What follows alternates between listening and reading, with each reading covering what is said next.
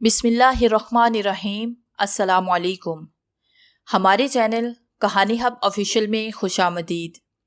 ناظرین، میں آج آپ کے لیے انتہائی خوفناک اور دلچسپ کہانی لے کر آئی ہوں، لیکن کہانی شروع کرنے سے پہلے آپ سے گزارش ہے کہ اگر آپ نے ہمارا چینل سبسکرائب نہیں کیا تو آپ ہمارے اس چینل کو سبسکرائب کر لیجئے اور بیل آئیکن کو بھی پریس کر لیں تاکہ ہر نئی آنے والی ویڈیو بآسانی آپ تک پہنچ سکے۔ دسمبر کے آخری دن تھے۔ سردی پورے شباب پر تھی۔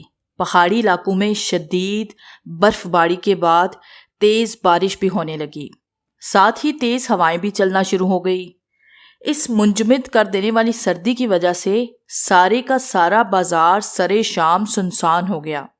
ایسے لگ رہا تھا جیسے یہ انسانوں کی بستی نہیں بلکہ شہر خاموشہ ہے۔ اس کڑکڑاتی سردی میں وہ ٹیکسی سے اتری اور تیز سے قدم اٹھاتی ہوئی اپنے گھر کے دروازے پر پہنچی، جو گمبھیر تاریکی میں ڈوبا ہوا تھا۔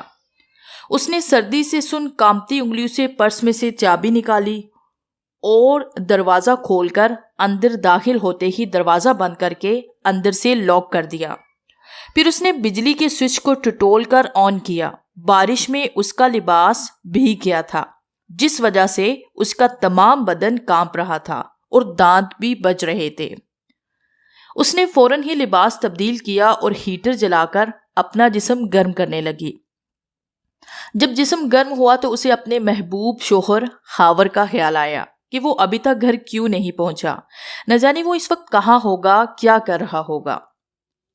نیلم خوبصورت اور پڑھی لکھی لڑکی تھی، کھاتے پیتے خاندان سے تعلق رکھتی تھی۔ اسے نت نئے ایڈونچر کرنے کا کافی حد تک شوق تھا، خاص کر پہاڑی علاقوں کی سیر کرنے کا۔ وہ کبھی کبھی اکیلی ہی دور دراز کے علاقے گھوم آتی تھی۔ خاور سے اس کی ملاقات شمالی علاقہ جات کی سیر کے دوران ہوئی تھی، جس نے جلدی محبت کا روپ دھار لیا۔ خاور کا ان علاقوں میں کاروبار تھا اور آبادی سے ہٹ کر گھنے جنگل کی اونچائی پر اس کا ایک بنگلہ تھا جہاں وہ اکیلے ہی رہتا تھا۔ دونوں کی محبت رنگ لائی اور ان کی شادی ہو گئی۔ نیلم خاور کی محبت پا کر انتہائی خوش تھی۔ خاور کا کاروبار اور دفتر کلام میں تھا، جہاں وہ روزانہ آتا جاتا تھا۔ شادی سے پہلے تو وہ کبھی کبھار کلام میں ہی ٹھہر جاتا تھا، مگر شادی کے بعد وہ روزانہ ہی گھر کو لوٹ آتا تھا۔ شادی کے 4 ماہ بعد نیلم اپنی ماں کی بیماری کی وجہ سے لاہور آ گئی تھی اور اب ایک ماہ گزرنے کے بعد واپس کلام آئی تھی۔ وہ سارے راستے خاور ہی کے متعلق سوچتی رہی کہ خاور گھر میں انگیٹھی کے سامنے بیٹھا کوئی ناول پڑھ رہا ہوگا اور میری غیر متوقع آمد پر وہ انتہائی خوش ہوگا، لیکن خاور نہ جانے کہاں تھا۔ اسے احساس ہوا کہ تصور اس کا اپنا ہی ہے کہ اس نے خاور کو اپنی آمد کی اطلاع جو نہیں دی تھی۔ اس نے کلائی پر بندھی گھڑی پر وقت دیکھا۔ اس وقت رات کے 11 بج چکے تھے۔ اس نے سوچا کہ خاور ابھی تک نہیں آیا تو ممکن ہے وہ آج رات گھر آئے ہی نہ اور کلام میں ہی رہ جائے۔ اسے کیا معلوم تھا کہ میں آج رات گھر آ رہی ہوں، کاش میں نے اسے اطلاع کر دی ہوتی۔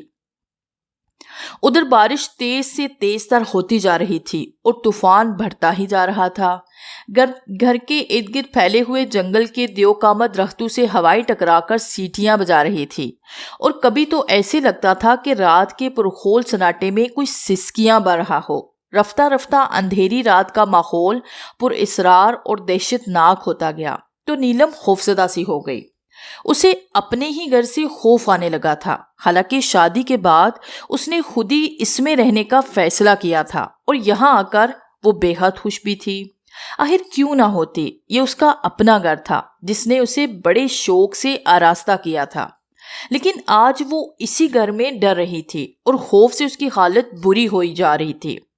تھوڑی دیر کے بعد وہ اٹھ کر دوسرے کمرے یعنی خوابگاہ میں گئی اور قد آدم آئینے کے سامنے کھڑی ہو کر بالوں کو برش کرنے لگی۔ اس وقت اسے پھر خاور کا خیال ستانے لگا، کاش وہ اس وقت آ جائے، ابھی تو ساری رات باقی ہے۔ خاور کے بغیر گھر بے رونق لگ رہا تھا اسے، جیسے ویران نہ ہو۔ اس نے خوف پر قابو پانے کے لیے گھر کے تمام کمروں، صحن اور برآمدے کے بلب روشن کر دیے، مگر خاور کی عدم موجودگی کا احساس لمحہ بہ لمحہ شدت اختیار کرتا گیا۔ خدا کرے کہ خاور آ جائے اور دونوں اکٹھے بیٹھ کر کھانا کھائے، مگر خاور کے آنے کا نام و نشان بھی نہیں تھا۔ نیلم کی بے چینی میں اور بھی اضافہ ہو گیا۔ وہ اٹھ کر کمرے میں ٹہلنے لگی۔ بارش اسی رفتار سے برس رہی تھی۔ بارش میں بھیگتی ہوئی ہوا کے زوردار تھپیڑے دروازوں اور کھڑکیوں سے یوں ٹکراتے جیسے کوئی شخص ہتھوڑے برسا رہا ہو۔ لمبے درختوں کی شاخیں ہوا کے زور سے کمروں کی چھتوں پر یوں پڑتی جیسے مردہ جسم پر تازیانہ۔ ان حالات میں اس کی کیفیت یہ ہو گئی کہ وہ معمولی سی آہٹ پر بھی کانپ اٹھتی تھی۔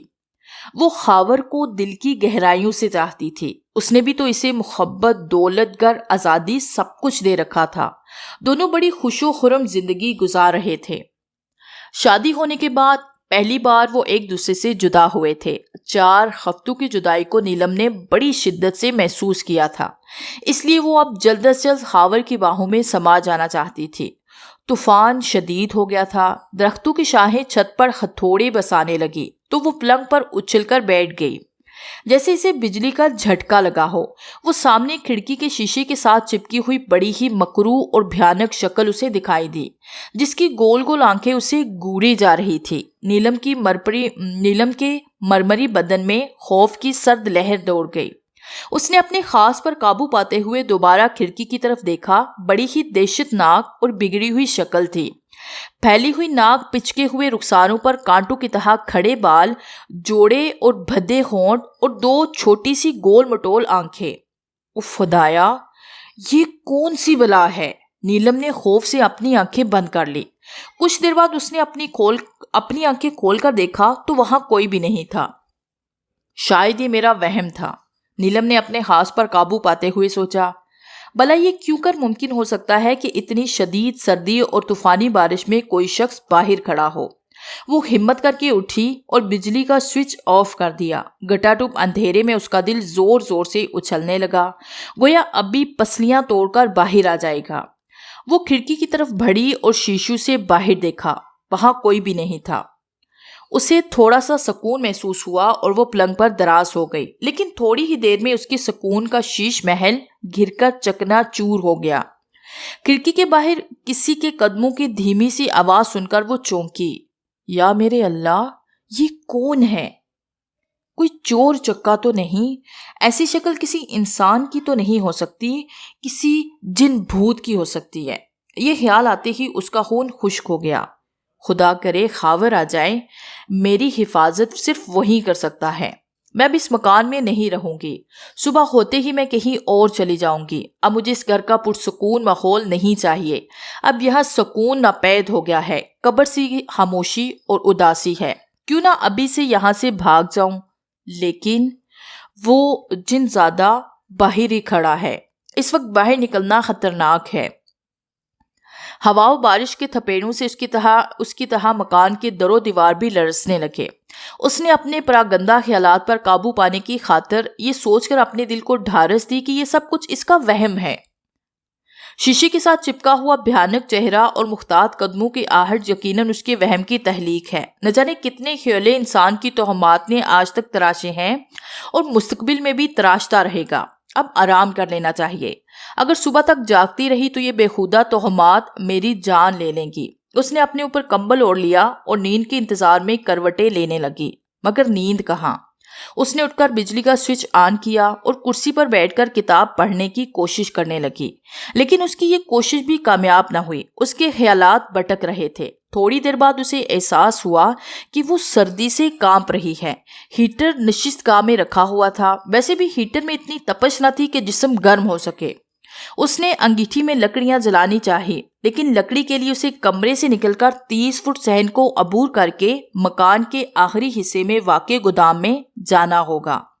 وہاں روشنی کا بھی انتظام نہیں ہے، بس صحن میں لگے ہوئے بجلی کے بلب کی معمولی روشنی وہاں پہنچتی ہے۔ دروازے کے پاس جا کر خوف سے اس کے قدم رک گئے، لیکن جلدی اس نے قابو پا لیا اور چٹہنی کھول کر باہر برآمدے میں آ گئی۔ سارا مکان خالی تھا، اس کے سوا کوئی اور وہاں موجود ہی نہیں تھا۔ اس کی ہمت بندھی اور وہ تیز تیز قدم اٹھاتی ہوئی گودام کی طرف بڑھی۔ گودام کا دروازہ کھلا تھا۔ نیلم نے سوچا کہ یہ ہوا سے کھل گیا ہوگا۔ وہ گودام کے دروازے سے گزر کر اندر چلی گئی۔ اندھیرے سے اسے خوف آنے لگا، ٹانگیں کانپنے لگی۔ خیالات بھٹکنے لگے۔ اسے اپنی غلطی کا احساس ہوا کہ وہ کمرے سے باہر کیوں نکلی ہے۔ سردی سے بچنے کے لیے کمبل اوڑھ کر بستر میں لیٹ جانا چاہیے تھا۔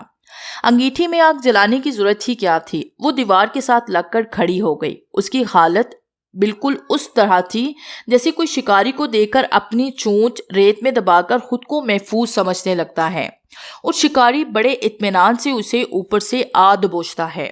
شیشے سے چپکی ہوئی شکل اس کی آنکھوں کے سامنے پھرنے لگی، اور بھاری قدموں کی آواز قدموں سے ٹکرانے لگی۔ اس کا سر اسے چکراتا ہوا محسوس ہوا۔ اب کیا کرنا چاہیے؟ گودام سے نکل بھاگوں؟ شاید وہ گودام سے باہر صحن میں کھڑا اس کا انتظار کر رہا ہے۔ ممکن ہے وہ کمرے میں داخل ہو چکا ہو اور کمرے میں واپس جاتے ہی مجھے وہ پکڑ لے۔ نہیں، یہ ممکن نہیں۔ اگر کوئی ہوتا تو اب تک اپنی منحوس شکل کے ساتھ میرے سامنے آ چکا ہوتا۔ یہ سب میرا وہم ہے۔ مجھے لکڑیاں لے کر واپس کمرے میں جانا چاہیے۔ نیلم نے آگے بڑھ کر لکڑیاں اٹھائی اور اپنے نرم بازو پر تھوڑی تک اونچی رکھ لی، اور باہر نکلنے کے لیے پلٹی ہی تھی کہ اس کی نظر دیوار کے ساتھ چمکتی ہوئی کسی چیز پر پڑی۔ یہ کیا ہے؟ اس نے تاریکی میں گھور کر دیکھا۔ اس کا دل زور سے دھڑکا اور آنکھوں کی پتلیاں پھیل گئی۔ یہاں تو ایک بہت بڑا سا صندوق رکھا ہوا تھا۔ نیلم نے دھندلائی ہوئی مدھم روشنی میں غور سے دیکھا۔ صندوق کھلا ہوا تھا۔ اس نے سوچا ممکن ہے وہ صندوق بند کرنا بھول گئی ہو۔ پھر اسے اچانک خیال آیا کہ امی کے گھر جانے سے پہلے اس نے اپنے اور خاور کے کپڑے اخبار کے کاغذ میں لپیٹ کر صندوق میں رکھنے کے بعد صندوق کو بند کر کے تالا لگا دیا تھا۔ اسے اچھی طرح سے یاد تھا۔ تو پھر اسے کس نے کھولا ہے؟ ممکن ہے اس کی غیر موجودگی میں خاور نے کوئی کپڑا نکالنے کے لیے کھولا ہو اور پھر بند نہ کیا ہو۔ اس نے جب آگے بڑھ کر دیکھا تو اس کی آنکھیں کھلی کی کھلی رہ گئی۔ خوف سے وہ تھر تھر کانپنے لگے۔ لکڑیاں ہاتھ سے نیچے گر گئی اور ٹانگوں میں کھڑا ہونے کی سخت نہ رہی۔ دہشت سے آواز حلق میں اٹک کر رہ گئی۔ چہرے کا رنگ پیلا پڑ گیا کہ کاٹو تو بدن میں لہو نہیں۔ اس کی حالت ایک دم ایسے ہو گئی جیسے اسے ہیمٹائز کر دیا گیا ہو۔ اس نے چیخ ماری اور گودام سے نکل کر اندھا دھند کمرے کی طرف بھاگی۔ کمرے میں آ کر اس نے دروازہ بند کر کے اندر سے چٹانی چڑھا دی، پلنگ کو گھسیٹ کر دروازے کے آگے کر دیا اور خود کرسی پر بے سدھ ہو کر گر پڑی۔ اسے فوری طور پر پہلا خیال یہ سجائی دیا کہ گھر سے نکل کر بھاگے۔ اب یہاں ایک پل بھی ٹھہرنا مشکل تھا، لیکن پھر اس کی آنکھوں کے سامنے وہ کھڑکی کے شیشے کے ساتھ چپکا ہوا جن زادے کی بھیانک شکل پھرنے لگی۔ کانوں سے بھاری قدموں کی آواز ٹکرانے لگی۔ یوں محسوس ہوا جیسے کسی نے چھپ کر پیچھے سے اس کے دماغ پر وزنی ہتھوڑا پوری قوت سے دے مارا ہو۔ اس نے ایک بار پھر ڈرتے ڈرتے کھڑکی کی طرف دیکھا۔ برف پوش بلند کامد درختوں کو دیکھ کر اس کے بدن پر کپ کپی طاری ہو گئی۔ اف میرے خدایا، اب میں کیا کروں؟ کہاں جاؤں؟ اس منحوس چہرے کی گول گول آنکھوں میں خونہار چمک کے تصور ہی سے وہ کام گئی۔ خدا کرے میرا خاور آ جائے۔ خاور ہی مجھے اس خونخوار جن زادے سے بچا سکتا ہے، وہی میری حفاظت کر سکتا ہے۔ میں اس کے مضبوط بازو کے حصار میں ہی محفوظ رہ سکتی ہوں۔ نیلم کی آنکھیں آنسو سے ڈبڈبا گئی۔ اس نے آنکھیں بند کر لی۔ اس کے ذہن کے پردے پر خون آشام مناظر ابھرنے لگے۔ صندوق میں ایک نوجوان عورت کی لاش گٹھری کی صورت میں پڑی ہوئی تھی، جس کے دائیں ہاتھ کی تیسری خوبصورت مہروتی انگلی میں ہیرے کی انگوٹھی انگارے کی طرح چمک رہی تھی۔ عورت کا چہرہ اس کے بکھرے ہوئے سیاہ ریشمی بالوں کے نیچے چھپا ہوا تھا۔ دونوں ٹانگیں پیٹ پر دوہری ہو رہی تھی اور بایاں ہاتھ دائیں ہاتھ کے نیچے تھا۔ اس نے آنکھیں کھولی۔ اب کیا ہوگا؟ عورت کی لاش کے بارے میں اگر پولیس کو علم ہو گیا تو الزام مجھ پر بھی آ سکتا ہے۔ میں اپنی بے گناہی کا ثبوت کیوں کر پیش کروں گی؟ میری بات پر کوئی یقین بھی نہیں کرے گا، اور دوسری صورت میں خاور کو مجرم گردانا جا سکتا ہے۔ میں خاور کو بھی کسی قسم کی تکلیف میں نہیں دے سکتی۔ اس کے بغیر میری زندگی کس کام کی ہے؟ لاش کو اٹھا کر جنگل میں پھینک دینا چاہیے، لیکن میں تنہا یہ کام نہیں کر سکتی، اور کھڑکی کے شیشے کے ساتھ چپکا ہوا خوفناک چہرہ مجھے گھر سے نکلتے ہی آ دبوچے گا۔ کاش اس وقت خاور پہنچ جائے۔ وہ کرسی پر دم ساڑے بیٹھی سوچتی رہی۔ اپنی بے بسی اور تنہائی کا احساس اس کے لیے شدید ذہنی کرب کا سبب بن گیا۔ وہ اچھل کر کرسی سے کھڑی ہوئی جیسے بجلی کا جھٹکا لگا ہو۔ باہر کوئی موجود تھا۔ بھاری قدموں کی آواز پہلے کی نسبت بہت واضح تھی۔ یہ یقیناً وہم نہیں ہو سکتا۔ مکان میں داخل ہونے کے لیے کوئی نشست گاہ کے دروازے کی طرف جا رہا تھا۔ دور ہٹتے ہوئے قدموں کی واضح آواز دھڑکتے ہوئے دل کی دھڑکن کی طرح مدھم ہوتی چلی گئی۔ پھر تالے میں چابی گھمانے کی آواز اور دروازہ کھل گیا۔ اس نے نشست گاہ میں داخل ہو کر دروازے کو بند کر دیا۔ میرے خدا، اب کیا ہوگا؟ میں صحن کے راستے باہر نکل جاؤں، جنگل میں بھاگ جاؤں، لیکن جنگل تو چڑیلوں کا مسکن ہوتا ہے، میں کہیں بھی نہیں جا سکتی۔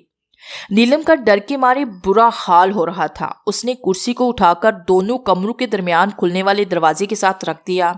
نشست گاہ میں قاتل گنگنا رہا تھا۔ نیلم کا دل سینے کے اندر زور زور سے اچھلنے لگا۔ یہ تو میرے خاور کی آواز ہے۔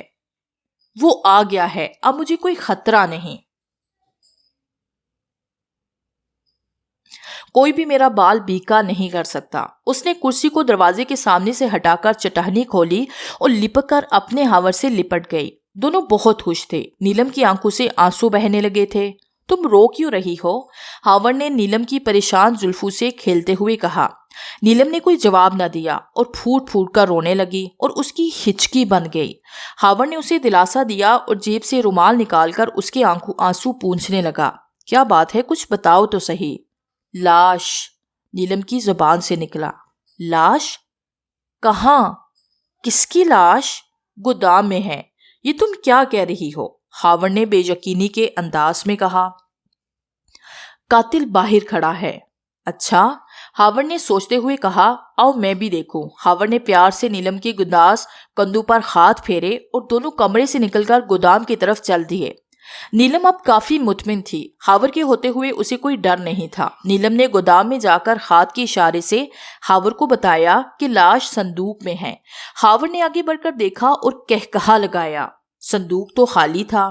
نیلم نے ایک بار پھر اپنی بات کا یقین دلانے کی کوشش کی، لیکن ہاور نے اس کی بات کاٹتے ہوئے کہا، دیکھو نیلم، تنہا ہونے کی وجہ سے تم ڈر گئی ہو۔ لاش اور قاتل تمہارے وہم کی تخلیق ہیں۔ تم نے اگر مجھے اپنے آنے کی اطلاع کر دی ہوتی تو تمہیں اس قدر پریشانی نہ ہوتی۔ آؤ کمرے میں چلیں، بڑی سردی ہے، تم کافی تیار کرو، دونوں مل کر پئیں گے۔ نیلم خاموش ہو گئی۔ اس کے پاس کوئی جواب نہ تھا۔ اسے اپنے حواس پر شک ہونے لگا کہ ممکن ہے ہاور کا خیال درست ہو۔ اس پرخول رات کی تنہائی میں خوفزدہ ہونے کے باعث اس کے محسوسات دھوکہ دے گئے ہوں۔ خیر، جو کچھ ہونا تھا ہو چکا۔ اب ہاور آ گیا ہے، اسے پریشان ہونے کی ضرورت نہیں۔ وہ اٹھی اور باورچی خانے میں جا کر کافی کے لیے کتیلی میں پانی ڈال کر چولہے پر رکھا اور ہاور خوابگاہ میں جا کر لباس تبدیل کرنے لگا۔ نیلم کے ذہن میں کھلبلی سی مچی ہوئی تھی۔ اسے گزرے ہوئے واقعات ایک ایک کر کے یاد آنے لگے۔ وہ حیران تھی کہ آخر لاش کہاں غائب ہو گئی۔ کھڑکی کے پاس چپکا ہوا خوفناک چہرہ تو ممکن ہے اس کے کمزور دماغ کی تخلیق ہو، لیکن عورت کی لاش، یہ وہم نہیں ہو سکتا۔ وہ سوچنے لگی۔ اس کا دماغ الجھتا ہی چلا گیا۔ ہاور لباس تبدیل کر کے باورچی خانے میں ہی چلا آیا اور نیلم کے قریب کرسی پر بیٹھ کر کہنے لگا، بارش اور ہوا کے اس قیامت خیز طوفان سے تم خوفزدہ ہو گئی ہو۔ نیلم مسکرا دی۔ میرا بھی یہی خیال ہے ڈارلنگ، اب تم آ گئے ہو نا، اب مجھے کوئی ڈر اور خوف نہیں۔ لیکن ایک بات میری سمجھ میں نہیں آئی کہ عورت کی لاش صندوق سے کہاں غائب ہو گئی۔ یہ وہم نہیں ہو سکتا، میری آنکھیں دھوکہ نہیں کھا سکتی۔ تم نے پھر وہیں رٹ لگانا شروع کر دی۔ ہاور نے مسکرا کر بات کاٹ دی۔ لیکن کیا؟ تم نے خود دیکھ لیا نا، صندوق خالی ہے۔ لاش ہوتی تو ہم دونوں کی نظروں سے کیوں کر اوجھل رہ سکتی تھی۔ نیلم خاموش رہی۔ اس کا دماغ الجھ گیا تھا۔ اسے سمجھ نہیں آ رہا تھا کہ وہ ہاور سے کیا کہے۔ عورت کی لاش اس نے اپنی آنکھوں سے دیکھی تھی، کھڑکی سے چپکا ہوا چہرہ اور آہٹ بھی سنی تھی۔ کہیں اس کا دماغ تو نہیں چل گیا؟ آخر یہ سب کیا ہے؟ وہ سوچنے لگی۔ میں نے خواب دیکھا ہے، اس نے جو میں نے بات کہی۔ ہاور نے مسکرا کر نیلم کو اپنے بازو میں بھر لیا اور خوابگاہ میں آ کر پلنگ پر پردے پھینکا۔ نیلم نے اپنی آنکھیں بند کر دی۔ باورچی خانے میں کتیلی میں پانی ابل کر باہر گرنے لگا تھا کہ اسی رات کے سناٹے میں نیلم کی ایک زوردار چیخ بلند ہوئی۔ بادل زور سے گرجے، سسکیاں بڑھتی ہوئی ہوا کا طوفان کچھ اور زیادہ تیز ہو گیا۔ نیلم کی نظر ہاور کے دائیں ہاتھ کی چھوٹی انگلی میں پہنی ہوئی ہیرے کی انگوٹھی پر جھم کر رہ گئی۔ یہی انگوٹھی اس نے کچھ دیر پہلے دیکھی تھی، جس میں شیر کو اپنے گھلے پنجو میں ہیرا پکڑ کر بیٹھے دکھایا گیا تھا۔ وہ مقتول عورت کی یک بستہ انگلی میں پہنی ہوئی اس انگوٹھی کو کبھی نہیں بھول سکتی تھی۔ اس نے مشکوک اور خوفزدہ نظروں سے اپنے ہاور کی آنکھوں میں آنکھیں ڈال کر دیکھا۔ ہاور کی آنکھوں میں بڑی خوفناک چمک تھی۔ وہ خوفزدہ سی ہو کر پیچھے ہٹی اور ہاور اس کی طرف بڑھنے لگا۔ تم؟ نیلم کے منہ سے صرف اتنا ہی نکل سکا۔ اچانک اسے محسوس ہوا جیسے ہاور کا جسم دھواں ہو گیا ہو، چمکیلا سا دھواں، اور پھر دھواں مجسم ہونے لگا۔ نیلم کے منہ سے ایک خوفزدہ سی چیخ نکلی۔ اس کے سامنے وہی عورت کھڑی تھی جسے اس نے صندوق میں دیکھا تھا۔ اس کا جسم سڈول اور گداز تھا، چہرے کے نقوش بھی دلکش تھے اور رنگت بھی خوب تھی، لیکن نیلم کے ذہن پر تاریکی سی چھانے لگی۔ اس عورت کا منہ کھل گیا تھا اور اس کے جھانکتے ہوئے سفید دانت کسی بھیڑیے کے جبڑے کا سا منظر پیش کر رہے تھے۔ اس نے چاہا کہ وہ پلنگ سے کود کر بھاگ نکلے، لیکن شاید وہ نیلم کا ارادہ بھام کے تھی۔ وہ جھپٹی اور دوسرے ہی لمحے نیلم اس کی گرفت میں تھی۔ پھر اسے اپنی گردن پر شارک کے قریب سوئیوں کسی چبھن کا احساس ہوا اور اس کے منہ سے چیخ نکل گئی۔ ذبح ہوتی ہوئی بکری کی طرح وہ تڑپی، مگر آہنی گرفت سے نکل نہ سکی۔ اسے محسوس ہوا جیسے اس کی گردن ادھیری جا رہی ہو۔ ناقابل برداشت تکلیف کا احساس، اور پھر ڈوبتے ہوئے ذہن نے صرف ایک ہی جملہ سنا: شاباش ڈیئر، مگر میرا حصہ چھوڑ دینا۔ اور یہ جملہ اس کے پیارے اور محبوب شوہر ہاور نے ادا کیا تھا۔